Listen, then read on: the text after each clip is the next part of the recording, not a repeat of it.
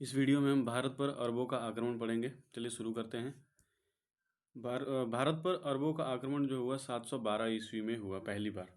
अब ये जो थे उमैद खलीफा, पैगंबर मोहम्मद साहब की मृत्यु के उत्तराधिकारी जो थे उमैद खलीफा, उनके सेनापति मोहम्मद बिन कासिम ने 712 ईस्वी में भारत पर आक्रमण करने वाला पहला मुस्लिम शासक था वो, या पहला मुस्लिम था, शासक नहीं था वो, पहला मुस्लिम था वो। इनके साम्राज्य में एक सेनापति था या सलार था बोल सकते हैं।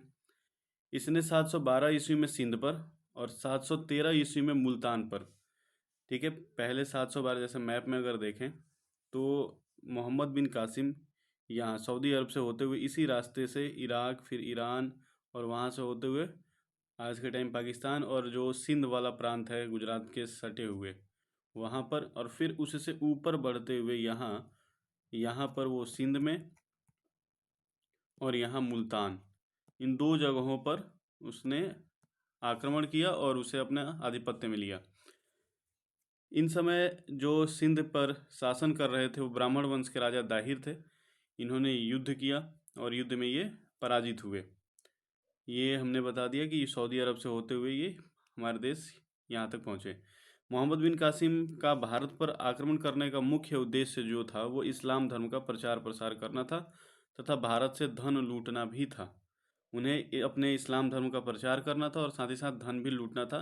जैसे अगर एक मानी जाए एक बात को, तो जब लड़ाई ख़त्म हुई तो वो राजा दाहिर के यहाँ से 40 मन सोना लूट कर ले गए थे।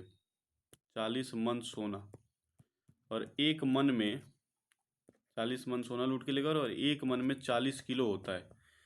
इसका मतलब हो गया कि वो 1600 किलो सोना यहाँ से लूट कर ले गए। तो इनका जो मकसद था वो धर्म का प्रचार प्रसार करना भी था और भारत से धन लूटना भी था। सिंध के क्षेत्र पर अधिकार करने के पश्चात मोहम्मद बिन कासिम ने इन क्षेत्रों को एक स्वर्ण सिक्का चलाया जिसे दिरहम सिक्का के नाम से जाना गया।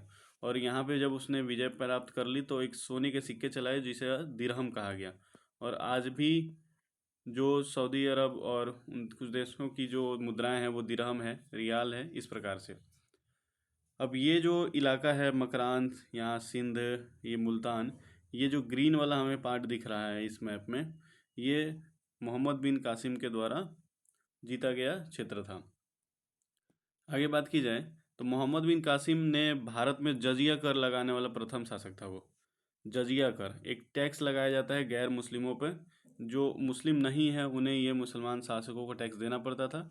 तो भारत में इसके स्टार्ट करने वाला जो पहला व्यक्ति था वो मोहम्मद बिन कासिम था। जजिया कर में गैर मुसलमानों पर कर लगाया जाता है, परंतु इसमें इसने क्या किया, विकलांगों, विधवाओं और ब्राह्मणों को जजिया कर से छूट दिया गया था। मतलब कि विकलांग जो है उन्हें जजिया कर नहीं देना, विधवाओं को नहीं देना और ब्राह्मणों को नहीं देना है। जब अरब भारत में पहली बार आए तो इन्होंने भारत में कुछ चीज़ें शुरू की। सबसे पहले शुरू की खजूर की खेती। भारत में उस तरह के पहले खजूर की खेती नहीं की जाती थी, तो खजूर की खेती शुरू की गई।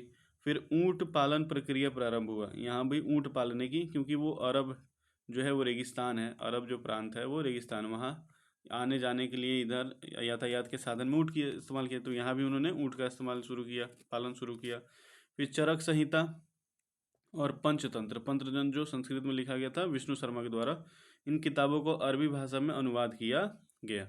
तो ये था भारत पर अरबों का आक्रमण के बारे में संक्षेप जानकारी। Thanks for watching it.